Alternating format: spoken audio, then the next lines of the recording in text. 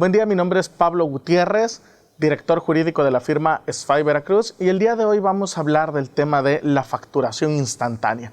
¿Qué es la facturación instantánea y cómo funcionará? La facturación instantánea es un mecanismo que pretende asociar el RFC, el Registro Federal de Contribuyentes, con la tarjeta bancaria. De manera que cuando yo vaya a algún local y pague con esta tarjeta, se genere de manera instantánea, de manera automática, una factura, un CFDI, le decimos nosotros, CFDI, comprobante fiscal digital por internet, que en resumen es la factura que siempre hemos conocido. ¿Cuáles son las ventajas y desventajas de este esquema? La principal ventaja, porque yo personalmente lo veo como una ventaja, es que va a permitir obtener el comprobante, la factura de manera inmediata, ¿sí? Muchas veces cuando andamos de viaje, cuando salimos a otras partes de la República, nos toca hacer los famosos viáticos, pagar los famosos viáticos, y resulta que vamos al restaurante, vamos al hotel, y no nos dan factura. Y luego para que nos los den hay que estarlos persiguiendo, hay que estar llamando, hay que estar viendo, o simplemente nos dan un ticket de factura en esta página. Lo que se busca con esto es que nada más pasemos la factura, pasemos la tarjeta de crédito y la factura se genere de manera inmediata. Entonces es una gran ventaja, es la mayor ventaja que yo le veo, es una facilidad que están dando las autoridades fiscales. Desafortunadamente, bueno, como se han dado las cosas, se ha hecho la creencia de que este es un mecanismo que va a fiscalizar a los contribuyentes. En este punto quiero hacer la precisión, ya existen mecanismos para fiscalizar a los contribuyentes, concretamente el denominado discrepancia fiscal, que se encuentra en el artículo 91 de la Ley del Impuesto sobre la Renta. ¿Qué es la discrepancia fiscal? Es cuando tus gastos son mayores que tus ingresos declarados, ¿sí?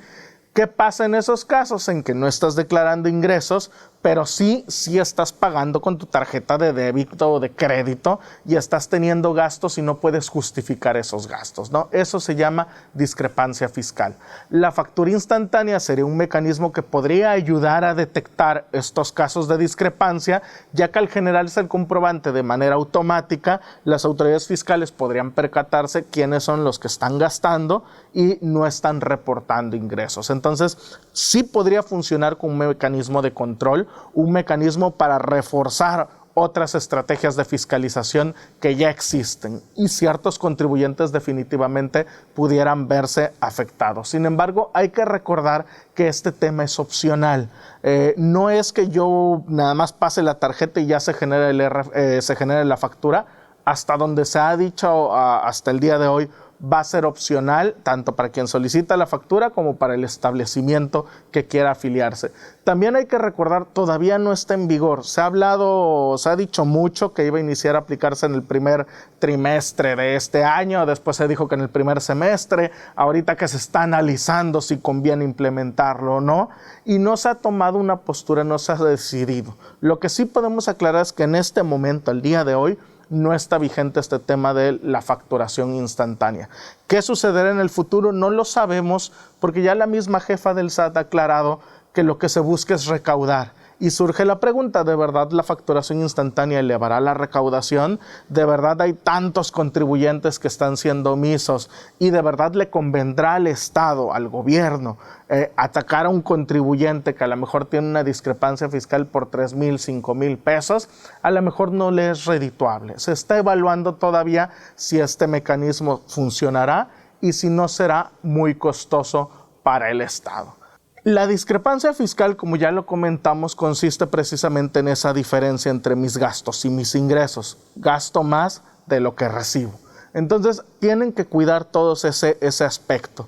Pasa muchas veces que nos piden la tarjeta de crédito, casos se han platicado muchos, donde nos dicen, oye, es que quiero elevar mi línea de crédito, entonces le voy a prestar mi tarjeta de crédito a todos para que todos paguen con la tarjeta de crédito y el banco vea que tengo mucho dinero y así me amplíe la línea de crédito. Y no vemos que en ese caso podemos estar cayendo en temas de discrepancia.